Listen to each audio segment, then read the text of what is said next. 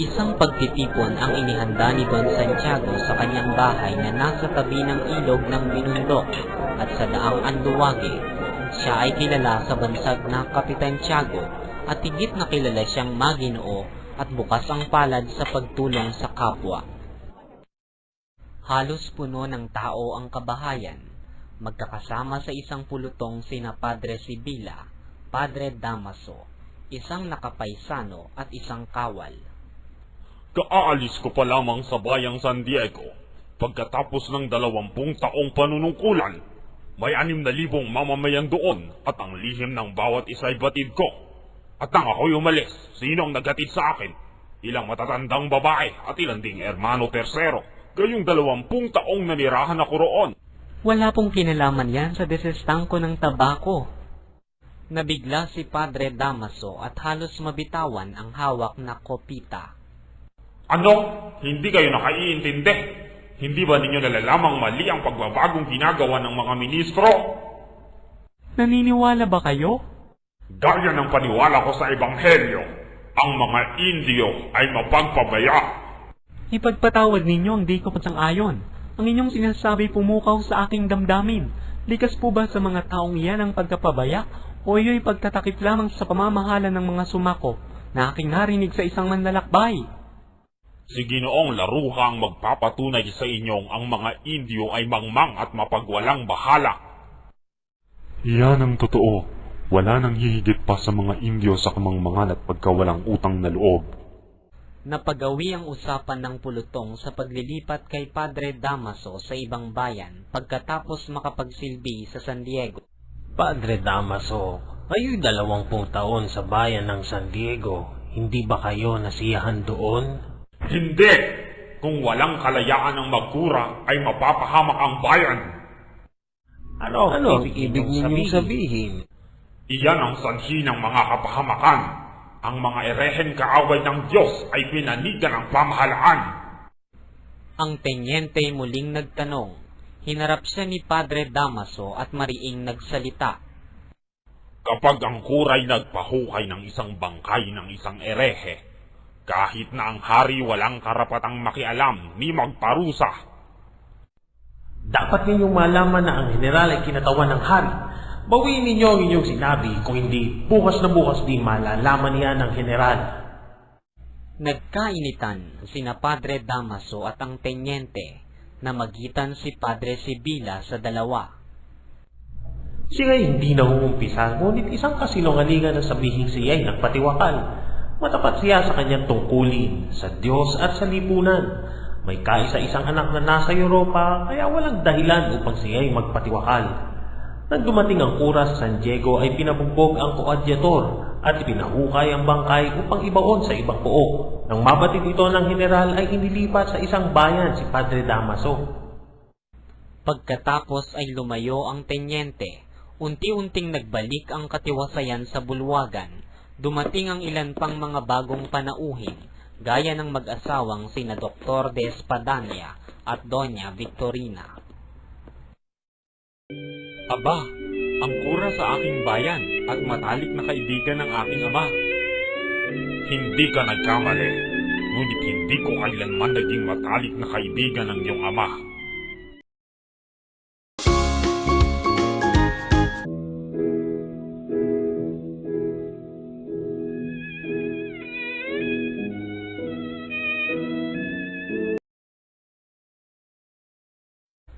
Kaakbay ni Kapitan Tiago ang isang binatang luksang-luksa ang kasuotan. Ikinararangan kong ipakilala sa lahat si Ginoong Crisostomo Ibarra, anak ng nasira kong kaibigan. Kadarating lamang niya buhat sa 7 taong pag-aaral sa Europa. Aba, ang kura sa aking bayan at matalik na kaibigan ng aking ama. Hindi ka nagkamali. Ngunit hindi ko kailanman naging matalik na kaibigan ng iyong ama. Hiyang-hiyang napayuko si Ibarra at tumalikod. Napaharap siya sa tenyenteng kanina pa nagmamasid. Kayo ang anak ni Ginoong Rafael Ibarra? Salamat at nakarating kayo ng walang sakuna. Nagkaroon po ako ng pagkakataong makilala ang iyong ama. Siya'y kilalang marangal. Ginoo, Ang papuri ninyo sa ama ko'y pumapawi sa aking hinala tungkol sa kanyang pagkamatay. Lumapit sa umpukan ng mga binata si Ibarra upang makipagkilala. Mga Ginoo, ipahintulot ninyong ipakilala ko ang aking sarili tulad ng kaugalian sa Alemanya dahil sa kawalan ng magpapakilala sa akin. Hindi ko nais dalhin dito ang kaugalian sa ibang lupain sapagkat tayo rito ay may likas na kabutihang ugali, ngunit ako'y napilitan. Mga Ginoo, ang pangalan ko'y Juan Crisostomo Ibarra I. Magsalin. Isa-isa namang nagpakilala ang mga nasa umpukan. Namukhaan ni Ibarra ang isang makata roon. Ang inyong mga tula ay bumuhay sa aking pagmamahal sa aking bayan. Ano ang sanhi ng hindi ninyo pagsulat? Ang isipan ko'y ayaw kumilala at magsinungaling. May isang makatang tumula sa katotohanan at siya'y pinag-usig. Pagkatapos ng pakikipag-usap ni Ibarra sa makata, siya'y lumayo at lumapit naman sa kanya si Kapitan Tinong.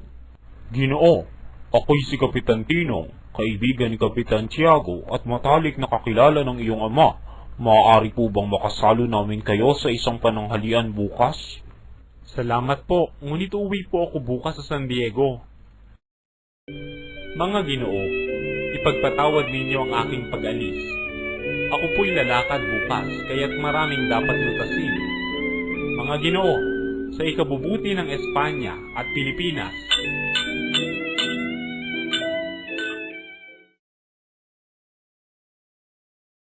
Isa-isang nagtungo sa hapagkainan ang mga panauhin.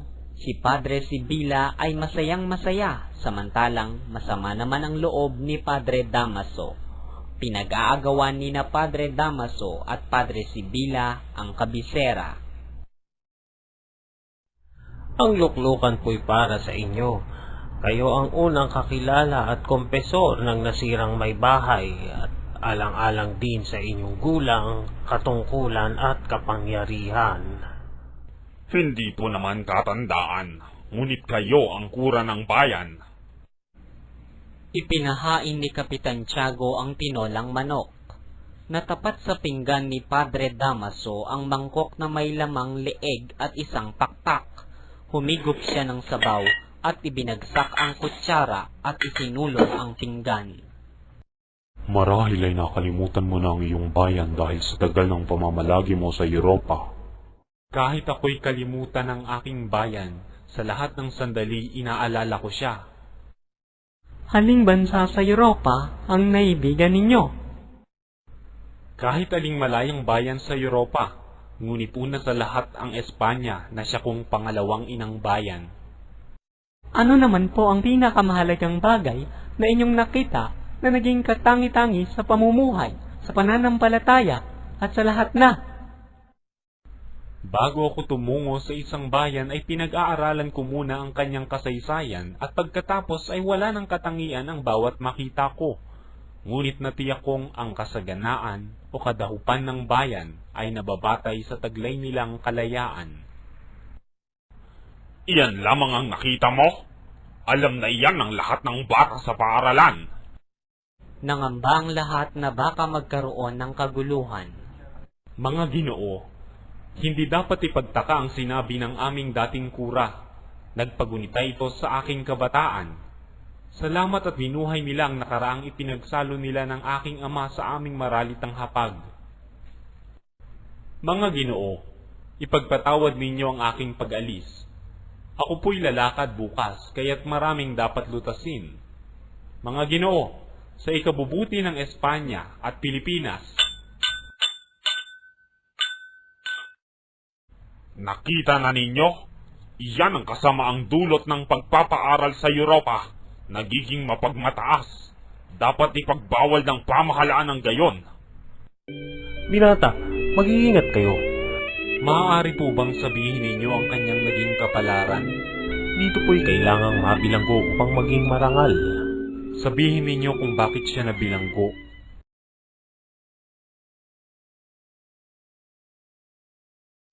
Marahang naglalakad si Ibarra na walang tiyak na patutunguhan. Nakarating siya hanggang sa liwasan ng binundok. Nang biglang maramdaman niya ang marahang dantay ng isang kamay sa kanyang balikat, Binata, mag-iingat kayo.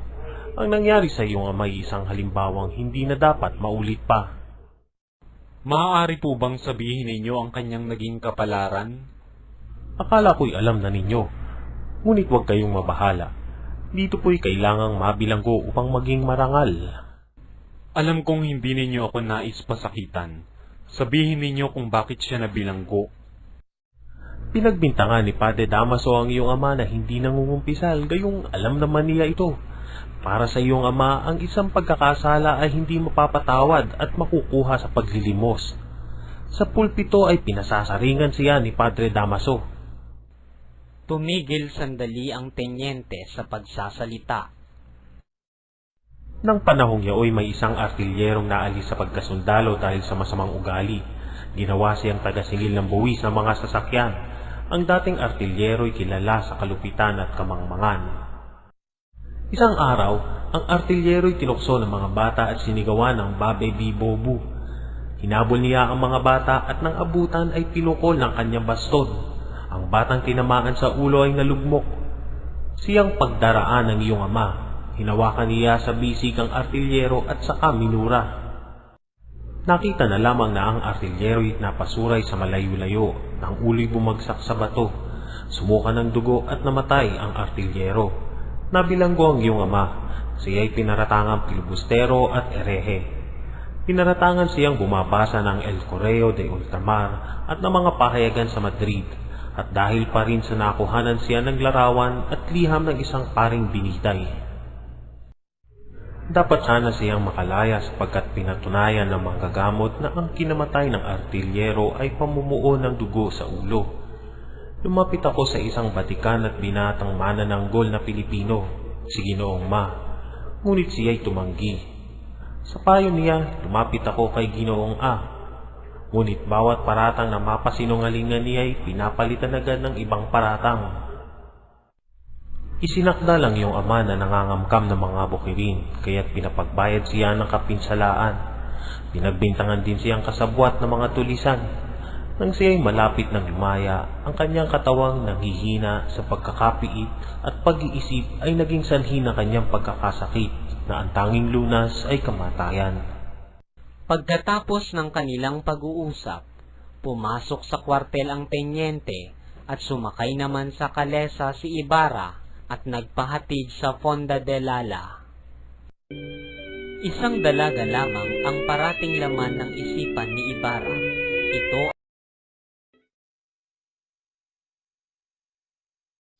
Nang dumating si Ibarra sa Fonda de Lala ay kaagad siyang umakyat sa kanyang silid. Balisang-balisa siyang umupo sa isang silyon at tumingala sa kalawakan ng himpapawid. Mula sa bukas na durungawan ng kanyang silid ay natatanaw ang bahay na nagliliwanag sa kabilang ibayo. Nanunuot sa pandinig ni Ibarra ang himig ng tugtugin ng biolin. Nahikayat sana siyang magmasid sa pagdiriwang at sana'y nakita niya ang magandang pangitain, isang napakaganda at mayuming dilag na nakadamit Pilipina. Isang dalaga lamang ang parating laman ng isipan ni Ibarra. Ito ay si Maria Clara na kararating lamang buhat sa Beaterio. Sa kabilang dako, dalawang pangitain naman ang namamalas ni Ibarra sa kalawakan ng himpapawid mula sa durungawan. Ang una ay isang lalaking naghihirap sa bilangguan, ang kanyang ama, at ang ikalawa ay isang binatang maligaya sa ibayong dagat. Walang iba kundi ang kanyang sarili. Nangamatay na ang mga ilaw sa katapat na bahay. Huminto na ang tugtugan at ang mga kaingayan, ngunit napakikinggan pa ni Ibarra ang nakalulunos na sigaw ng ama. Crisostomo! Si Kapitan Tiago ay pandak. Si Kapitan Tiago ay pandak, hindi kaputian. May bilugang mukha at may katabaan. Siya'y mukhang bata kaysa tunay niyang gulang, kaya't aakalaing siya'y nasa pagitan lamang ng 30 at 35 taon. Ang maliliit niyang matay hindi singkit, at ang ilong ay hindi rin sarat. siya'y nananabako at nagnganganga na siyang nakapagpapangit sa kanya dahil sa pag-iipon ng hitso sa isang pisngi. Itinuturing si Kapitan Tiago na isa sa pinakamayaman sa Binundok dahil sa malaki ang inaani niya sa kanyang lupain sa Pampanga at Laguna, lalong-lalo na sa San Diego. Ang kalakal na apyan ay kalakal nila ng isang Tsino. Ito'y nagpapanhik sa kanya ng maraming salapi. Hindi mapag-aalinlangan ng malapit sa Diyos si Kapitan Tiago sapagkat ang salapi niya'y nakabili na ng kabanalan. Sa isang silid ng kanyang tahanay naroroon ang lahat ng santo at santang kanyang sinasamba. Naging malapit din si Kapitan Tiago sa pamahalaan sapagkat hindi siya lumalabag sa batas. Ang paniniwala niya ay hindi siya Indio, kaya kapag nakarinig ng pangmamata sa kababayan ay hinihigitan pa niya ang pang-aalipusta. Nahalal si Kapitan Tiago na Gobernador Filio o kapitan ng mga samahan ng mga mestizo sa kabila ng maraming tutol sa paniniwalang siya'y hindi mestizo. Nag-iisang anak si Kapitan Tiago ng isang mayamang mangangalakal ng asukal sa Malabon. Ang napangasawa niya ay si Tia Alba, isang maganda at butihing babaeng taga Santa Cruz. Namili sila ng lupain sa San Diego at dito nila naging kaibigan sina Padre Damaso at Don Rafael Ibarra. Ang di pagkakaroon ng anak sa loob ng 6 na taong pagsasama ang nagtulak kay Doña Pia na isagawa ang pagsasayaw sa Obando sa payo ni Padre Damaso. Dininig ang dasal ni Doña Pia. Siya'y naglihi, ngunit ang pagdadalang tao'y napuno ng kalungkutan. Pagkapanganak, siya'y pinapitan ng lagnat na naging dahilan ng kanyang kamatayan. Si Padre Damaso ang ninong sa binyag at ang bata'y pinangalanang Maria Clara. Lumaki si Maria Clara sa gitna ng pagmamahal ng kanyang tiya Isabel, ng kanyang ama at ng mga praile. Ipinasok siya sa beateryo ng Santa Catalina at nawalan ng kalayaan. 7 taon siya sa kumbento. Si Ibarra, na kababata ni Maria Clara, ay nagtungo naman noong mga panahong iyon sa Europa upang doon ipagpatuloy ang pag-aaral. Makaraan ang ilang taon nilang pagkakalayo, ang kanilang mga amay nagkasundo na sila'y pag-isahing palad pagdating ng panahon. Hindi mo ba ako nalilimutan? Pagkatapos makapag-agahan, ay nanahi si Maria Clara upang hindi mainip sa paghihintay. Napansin ni Kapitan Tiago na namumutla si Maria Clara, kaya ipinayo niyang magbakasyon ito sa Malabon o sa San Diego. Pagkabili mo ng damit ay tutungo tayo sa Malabon ng mga ilang araw. Wala rin lamang ang iyong inaama. San Diego na, pinsan. Maganda ang ating bahay roon. At isa pa, malapit na ang pista. Ikinagalak ni Maria Clara ang narinig, ngunit ang pagtigil ng isang sasakyan ay ipinagbago ng kulay ng dalaga. Siya na nga. Hala, mag-ayos ka habang nag-uusap sila tungkol sa inyong... Sige na, madali ka. Lumabas ang magkasi sa azotea upang iwasan ang alikabok na nililikha ng pagwawalis ni Tia Isabel. Hindi mo ba ako nalilimutan sa paglalakbay mo sa maraming bayang pinananahanan ng magagandang dalaga? Ang iyong alaalay kasama ko sa lahat ng sandali at siyang tanging aliw ng nalulungkot kong kaluluwa nang ako'y nasa ibang bayan. Ikaw ang sagisag ng aking lupang tinubuan, marilag, matapat, mahinhin, at anak ng Pilipinas, ang lupaing nagmana ng dakilang asal sa Espanya at nagtataglay pa rin ang namumukod na ugali ng isang bagong bayan. Naaalala mo ba noong tayo isama ng iyong ina upang maligo sa Batis? Nag-aaral ka noon sa Ateneo kaya't sinasabi mo sa akin sa wikang Latin ang bawat ngalan ng mga bulaklak at mga halaman. Ngunit di kita pinapansin dahil hinahabol ko ang paru-paro at tutubi. Nawala ka at nang muli kang bumalik, ipinatong mo sa ulo ko ang putong ng mga bulaklak ng suha. Ako'y tinawag mong si Chloe. Kinuha ng iyong ina ang aking putong, dinikdik, saka inihalo sa gugo. Napaiyak ka at sinabi mong hindi nakaalam ng mitolohiyang iyong ina. Tinawag ka niyang hangal at ako'y nagtawa. Nagtampo ka sa akin at kaya ka lamang nangiti ay nang lagyan ko ng sambong ang loob ng iyong sombrero nang tayo'y pauwi na upang di ka mainitan. Nagalak si Ibarra. Kinuha sa kalupi ang isang papel at ipinakita ang ilang dahong nangingitim tuyo, ngunit mabango. Ito ang dahon ng sambong na alaala mo sa akin. Isang puti at munting supot ang kinuha naman ng dalaga sa kanyang dibdib. Iyan bang liham ko bago ako umalis? Wala ka namang ibang liham sa akin Binasa ng dalaga ang sulat ng pantay mata upang di mamasdan ang kanyang mukha. Ayaw kong umalis, ngunit ang katwiran ng aking ama, ikaw ay lalaki, kaya't katungkulan mong matutuhan kung ano ang buhay at nang mapaglingkuran mo ang iyong bayang pinagkakautangan ng lahat. Sa piling ko'y matutulad ka sa sinabi ni Baltasar na halamang lumaki sa tubig, dahoy na lalanta munting di madilig, ikinaluluoy ang sandaling init. Napatayo si Ibarra na namumutla at biglang nagpasyang magpaalam. Bakit? Napano ka? Nakalimutan ko ang aking tungkulin ng dahil sa iyo. Dapat na akong umuwi sapagkat bukas ay kaarawan ng mga patay. Tumingin si Ibarra sa malayo.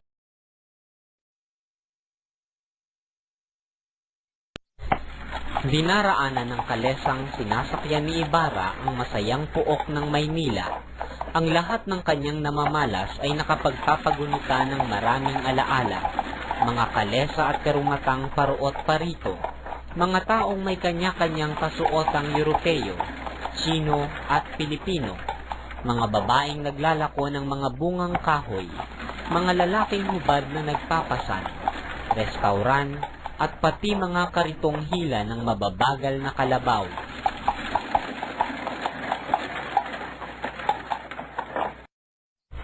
Naraanan din niya ang ilang bilanggong nakatanikala at nagpipison ng mga bato.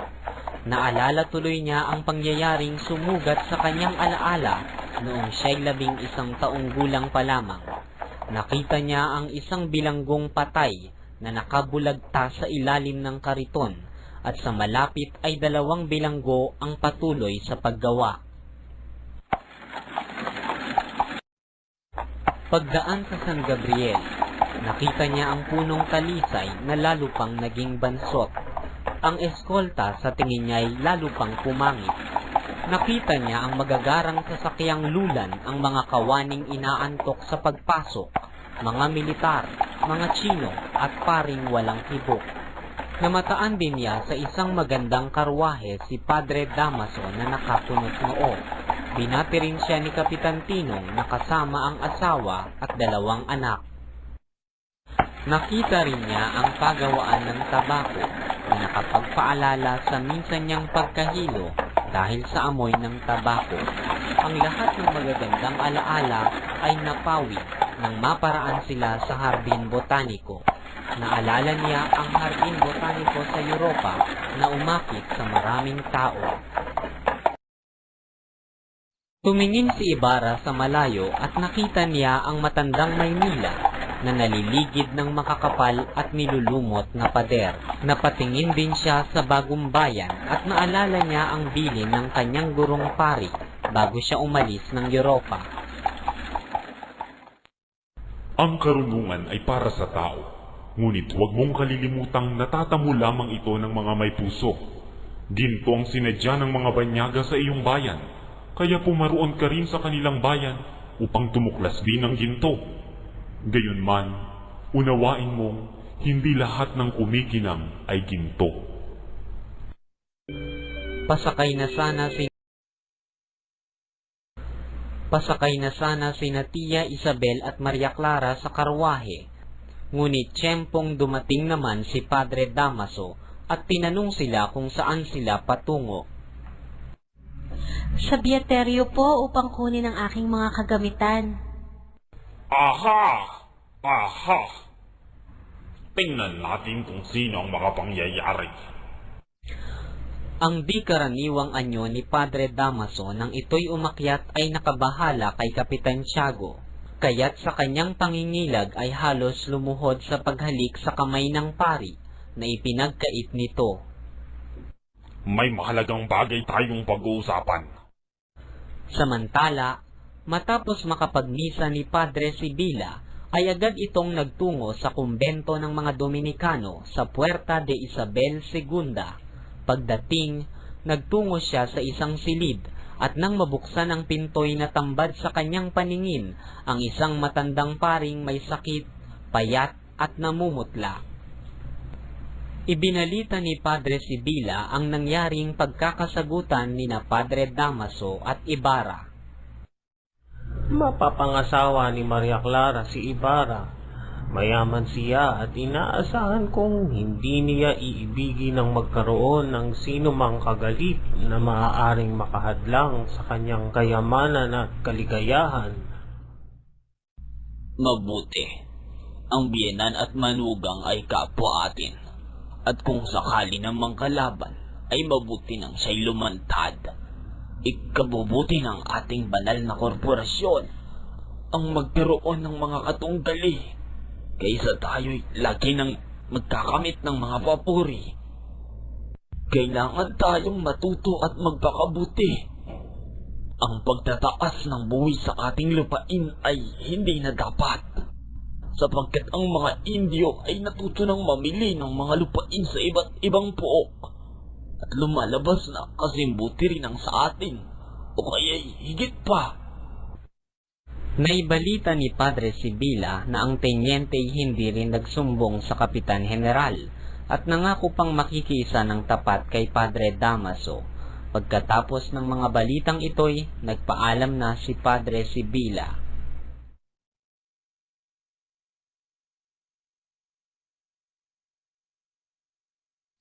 Hindi nga nagsumbong ang tenyente, ngunit nakarating ang nangyari sa Kapitan General, kaya't nilakad nitong mapaalis si Padre Damaso.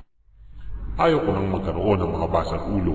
Alam kong maraming pari ang ayaw sumunod sa aking utos at ginamit ng mga pari ang kanilang pamamaraan upang mailipat sa Padre Damaso sa isang bayang higit pang mabuti kaysa kanyang pinanggalingan. Kung hindi lamang ang alang bayang ito'y maaari nating maituwid ang mga maling palakad ng mga taong iyan. Samantala, natapos na ang pakikipag-usap ni Padre Damaso kay Kapitan Tiago. Hindi malaman ni Kapitan Tiago ang gagawin nang umalis si Padre Damaso. Bumuntong hininga habang payaot dito. Ang katakatakay pinatay ni Kapitan Tiago ang mga ilaw at kandilang patungkol sa paglalakbay ni Ibarra na kanyang ibinilin kay Maria Clara na itulos nang ito ay umalis. Isang araw, ang San Diego ay isang bayang malapit sa baybayin ng isang lawa at pinagigitnaan ng malalaking bukirin at palayan. Bunga ng kahangalan at masasamang hilig ng nagsisipagtanim, ang mga inaani sa bayay binibili lamang ng Tsino sa murang halaga. Kitang-kita ang kabuuan ng bayan mula sa kampanaryo ng simbahan. Kaakit-akit malasin ang tanawin mula rito. Gayunman, mapapansin sa pagtanaw sa kabuuan nito ang isang tila pulong gubat na nasa gitna mismo ng kabukiran. Iginagalang ng mga tao ang gubat dahil sa iniingatang alamat. Sinasabing isang matandang Kastilang matatas managalog ang nakarating sa loob ng gubat. Natuklasan niya ang isang puok na dinadaluyan ng tubig na mainit. Ipinagpilitan niyang bilhin ang lugar sa mga nagsasabing may-ari. Kanya itong binayaran ng mga damit, hiyas at salapi, subalit hindi na nakita ang matanda. Isang araw, natagpuan ng mga pastol ang matanda na nakabitin sa puno ng balete at nabubulok na. Mula nooy kinatakutan na ang gubat. Ang mga hiyas na galing sa matanday pinagtatapon ng mga babae sa ilog at ang damit na may kanilang sinunog. Makalipas ang ilang buwan, isang binatang mestizo na nagngangalang Saturnino ang dumating sa puok na nabili ng matandang Kastila. Sinasabi niyang siya ang anak ng namatay. Nang tumanda si Don Saturnino ay saka lamang niya naisipang mag-asawa. Ang napangasawa niya ay isang taga Maynila at sila'y nagkaanak ng isang lalaki, si Don Rafael na ama ni Crisostomo. Si Don Rafael ay napamahal sa mga taga-bukid dahil sa kanyang kabaitan at kabutihang makisama. Umunlad ang mga pananim, umani ng marami hanggang dumami ang mga nagsipanirahan doon. Nang lumaon, ang malaking bahagi ng gubat ay naging isang ganap na bayan. Nagkaroon ng kurang Pilipino at nang mamatay ito, isang kurang Kastila ang napalit, si Padre Damaso. Kapag namataan ni Padre Salvi